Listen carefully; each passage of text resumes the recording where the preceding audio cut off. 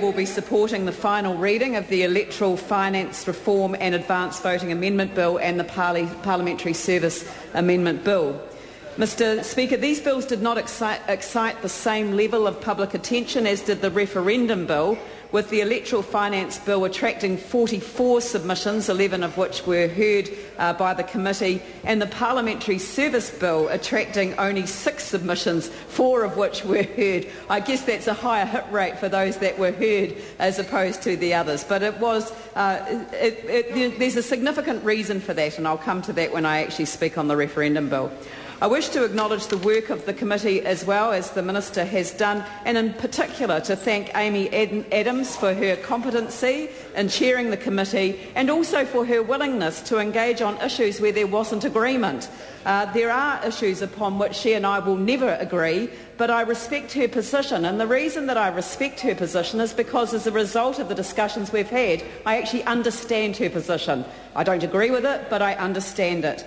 And I actually believe that this side of this place is something that the public never fully see or appreciate, and that is the genuine contest of ideas that often happens behind the closed door at a select committee. So I wanted to put that on the record.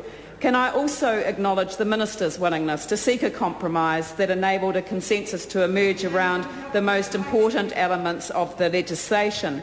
The two parties have both had to give something in order to gain what it was that they felt was a priority in reaching that consensus. And there are things that we will be supporting in this legislation, or have supported in this legislation, which don't form part of Labor Party policy, but they have been part of achieving that broad agreement that the Minister spoke of.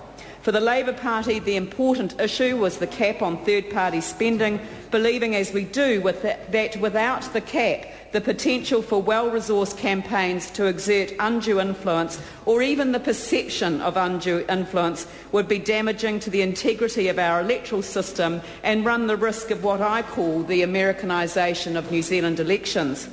Mr Speaker, I've spoken on these issues throughout the debate, so we'll just simply summarise for the purposes of the third reading to remind us why we're having this debate. I am actually not going to defend our attempt in the Labor Party to write new rules in the wake of what happened in 2005.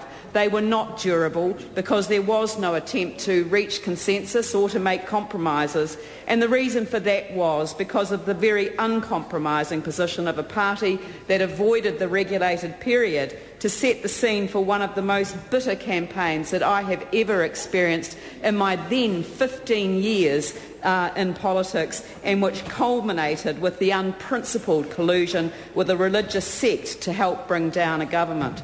Mr Speaker, the irony in the fact that the sect itself does not vote and the fact that they use subterfuge to hide their true identity was actually not lost on a voting public who would have been unaware of their involvement had it not been exposed prior to the 2005 general election. Trust between the two major parties had already broken down completely when consensus on race issues was finally destroyed with the Iwi Kiwi billboard campaign masterminded by John Key's right-hand man Stephen Joyce and the team from Crosby Textor.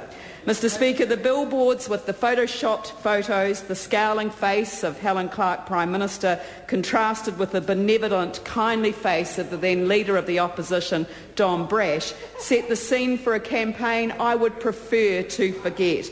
But it is a campaign which I will always remember to remind me what would have happened if the subterfuge had not been exposed in time.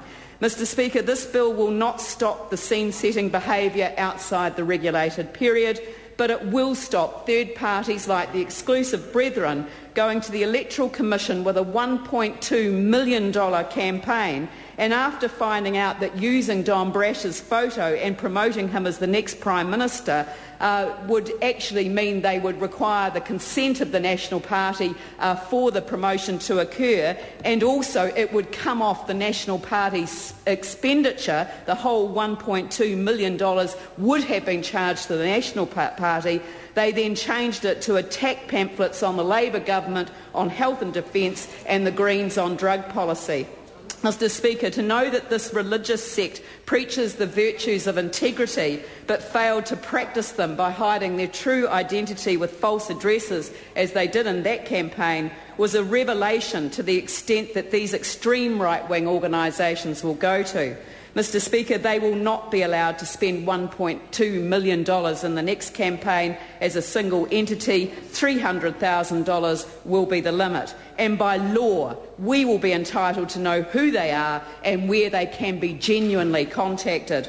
Mr. Speaker, I hope I never see the like of the 2005 election campaign again. Let us contest ideas and aspirations.